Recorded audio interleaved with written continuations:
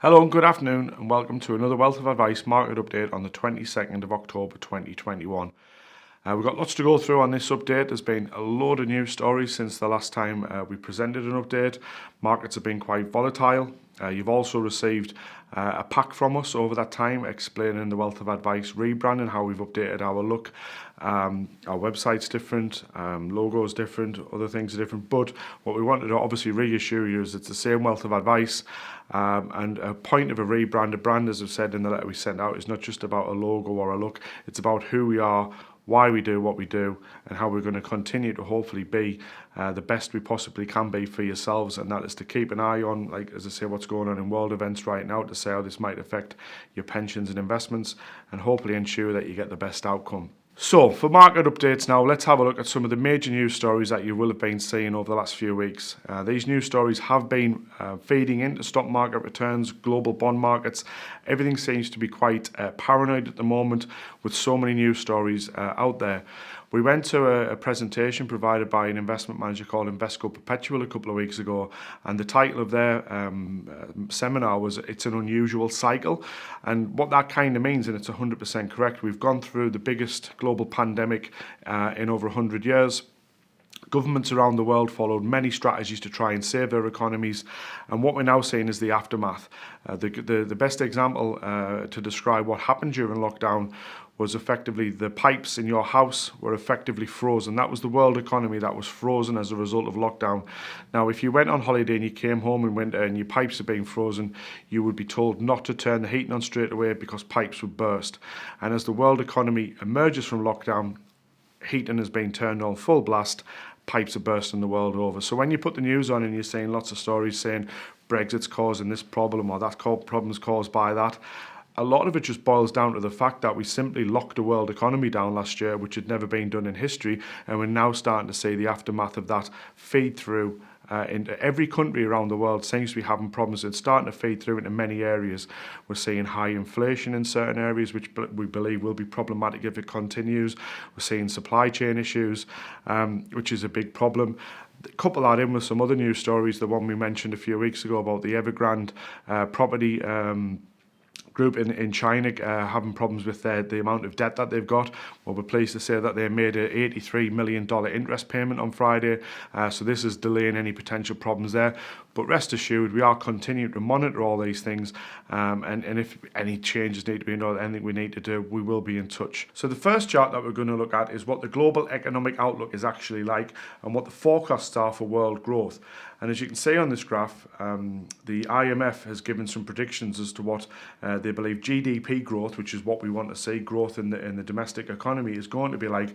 The first bar on the left is for what the world growth is going to look like. And as you can see, 2021 is certainly looking higher for most places, or all places, apart from Japan, than what 2022 is going to look like. So when you start seeing news stories that growth has been great in 2021, but it's going to slow down in 2022 as if that's a negative, it's still a lot higher than what it was probably prior to COVID in a lot of these places around the world. And if you look at the actual negative red bar for all these countries on there, look at how bad the UK is compared to everyone else during COVID. The fact that we've emerged so quickly and there's growth there in 2021, yes, it might not be as good in 2022, but it's still a very positive thing to look at.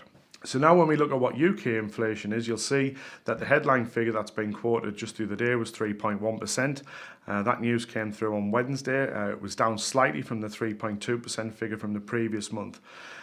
We would hope that inflation has come back as a result of prices being really low during 2020, and it's not going to continue to be high. So when you hear a figure of 3.1%, it should be noted that the government hopes that the long-term target for inflation is around about 2.5%.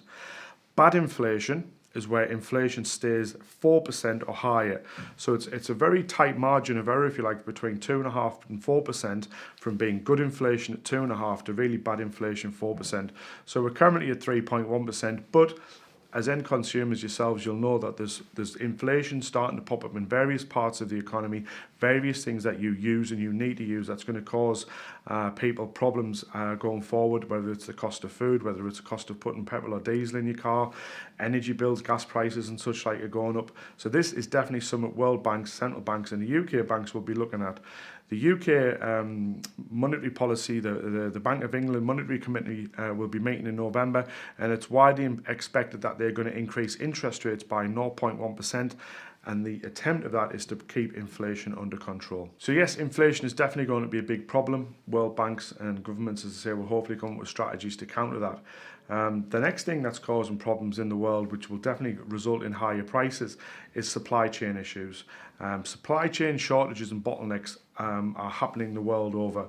I have friends and clients who work up at Nissan. I believe they're going to be stood down again for a couple of days very soon because they can't get the parts in to make the cars. So the number of cars that they're producing will go down. That in effect can lead to higher prices, because if people want a brand new car, for instance, they may be told, well, you're going to have to pay more for it because there's less in production right now. Another big factor which is going to cause lots of problems this year, and you will see the headline I'm putting on now, Christmas 2021 could be the worst Christmas ever. That is not necessarily caused, well, Brexit will get the blame in a lot of news outlets, but the main problem for that is the cost of shipping containers. As you can see from the graph that we're putting up there now, the cost of importing goods into a country will depend on how much it costs to get it there. And the cost of importing one shipping container from the Far East to the UK, for example, has gone from £2,000 pre-COVID to around about £17,500 now. So if you divide that cost by the number of items that's in a shipping container, you can clearly see that the cost of various items are going to go through the roof. One example that we were given is certain things that are just produced in China at the moment, things like Christmas crackers, tinsel, baubles, that sort of stuff. They're just not going to import them because the cost of shipping them here is going to be so high. Another example of what supply chain issues are causing, in America, this story was on the BBC website. You can see now the company Nike, which produces more trainers than anyone else, and Costco, they're having big problems importing goods into the US. Now, that isn't a problem caused by Nike or anything like that, but if you go to the countries that are producing these goods, there just simply isn't the amount of people in the places needed to do those jobs are actually there. So when lockdown happened, a lot of people who lived in the big cities would have went back home, maybe to live with family, parents, etc., because there was no point staying in the city, renting a place to live if you couldn't work there. So if all of these people have gone home, you need to get them back to where the factories are to build this output back up. This is going to take a good few months to filter through. So in our opinion, supply chain issues will work their way out of the system. How long that takes, we just don't know. It could take a year, could take 2 years, we don't know.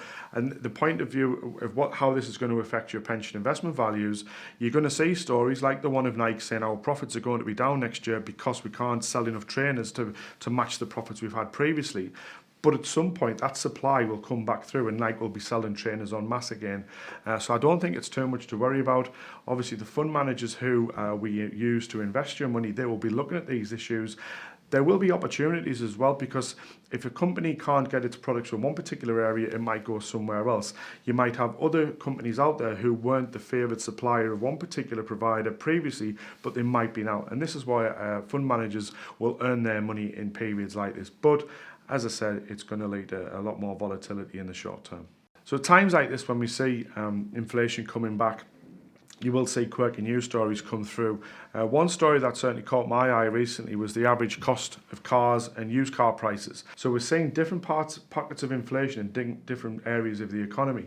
Now, will this continue next year? Probably not, because all those people who wanted to rush out and buy an extra car for those reasons, they've already got it and they won't necessarily be replacing it. So you should see the average cost of that come down. So we definitely hope that the problems with inflation is just going to be for this year, and then we'll calm down. And this is, as I say, a good example to look at on that. We've also seen in the press in recent days that the government apparently is getting worried with the number of people who are getting infected with COVID. This particular graph that we see here now shows the percentage of people in England who have been vaccinated. And as you can see, all of the major groups of working age are well above a high percentage. When we were hearing during 2020 that we needed to get to herd immunity levels, various scientists said that needs to be over 80% of the population who had been vaccinated. And as you can see in what you would regard as the higher risk areas, those people above age 60, even those above 50, it's well above 90%. The majority of people who are above working age, it's high percentages. The second dose is being driven down to younger people now. So as long as we see that those younger age groups continue to get it, again, I don't believe that the negative news stories you're reading about another lockdown coming or this sort of thing happening, I don't think it's going to happen at all. The government certainly wouldn't want to lock down the economy again for the problems it caused unless it really, really had to. Yes, there might be more restrictions put on certain things, like maybe wearing masks again or reduced numbers at sporting events. That may happen, why not? But I think once you see those figures there and those percentages continue to increase, then there should not really be any major problems ahead. So in other news around the world, again looking across to the US, there was a major story in early October about the US maybe about to default on its national debt. The US has never ever defaulted on its government debt in the past, but this story is certainly a big one, and it's going to be there for the next few weeks and months as there is political infighting about delaying Biden's government ability to issue more debt. So it's just it's a childish thing, I believe, the way the Republicans and the Democrats argue about this. It certainly happened at the early part of Obama's presidency when I think it was 2011 into 2012 maybe that there was problems there and there was a fear that the US was going to default on its debt. I just don't believe it's going to happen. The US will not want to lose its credit rating as being one of the most secure issuers of government debt in the world. The US Senate did agree a deal recently to increase the debt limit by another 480 billion before December, but there will be another bill coming through hopefully in the next coming weeks which will raise this ceiling even further, and there won't be any major problems. But what does this mean to you when you're checking your valuations of your pension investments? You're just going to see volatile days when the markets might fall by 1% or more because there might be fear that this thing's not going to go through. But the Biden government in general needs to sort of get a hold of this, get it passed through, and then it can move on to other things that it needs to do as part of its election promises. So we now come to that part of the presentation where we look at the performance of markets and funds and how they've done over the last periods of time. The first one that we've got up there is market indices just over a very short period of time. Something we don't do very often, just looking at short-term performance, but it was a handy graph to put on there to show you that from the 1st of September, markets did fall all the way down. You can see the worst point there. The MSCI index was down worse to the 5th of October and then has recovered. Again, it's surprising. Some people might say that the FTSE 100 is the best performing index over the short term. If you look at the FTSE smaller caps, the FTSE 250 and such like, and the smaller ones, they haven't had such a good time. We have beaten the American index again, showing you what's going on over there with the debt ceiling and such like, and the debt bill need to be repaid somehow. And the next graph looks at everything over a 12-month period. Again, FTSE 100 clearly well ahead there, 27.17%. The American index up 25%. Again, just to repeat things we've said already, if you'd landed on this planet from outer Mars a year ago from now and you'd received 27% growth, you'd be thinking, what's all the problems been about? However, you then stretch that on the next graph, which is over 3 years, and this is where you can see the FTSE 100 has really struggled in comparison to these other funds and the other markets around the world. FTSE 100 up 14.91 going back 3 years. Compare that to the S&P in America up 60%. It's frightening how much that's grown in comparison. But as we've seen over the last 12 months, FTSE's fighting back, and hopefully those sectors that the FTSE contains will sort of improve and see good levels of growth. Stretch that out over 5 years, and the S&P is up over 100%. So if you'd put £100 in the S&P index on November 2016, you would have doubled your money right now, whereas £100 in the FTSE 100 would have made you roughly £125.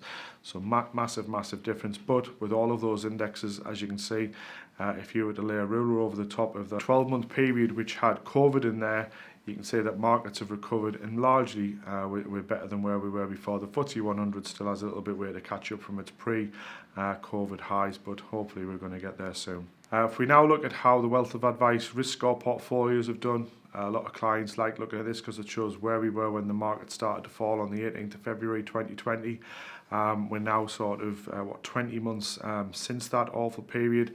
Markets are nice back above, but as you can see, the line's starting to peter off a little bit. So any new clients who've been invested for only a few weeks, one client rang us the other day saying he'd been invested for 5 weeks and he was seeing negative returns, hoping this is not going to be the way for the rest of his investment period of his investment timeline with us.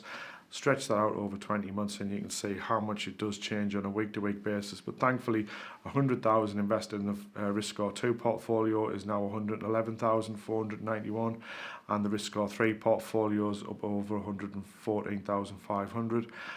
So very pleased with those performances over the longer run. And as we say forever, it's not timing the market, it's timing the market, and you can see the benefit of that there. So thanks again for listening to another Wealth of Advice market update. We hope you found it useful and informative. There was quite a lot to go through there, so apologies that this one's been a bit longer than we've had them recently. Hopefully that's not the case next time around, things calm down a little bit. But if we felt there was enough going on and we should do a market update a little bit sooner, this one was 3 weeks from the last one, we certainly record it when we feel it's most appropriate to do so. Thank you.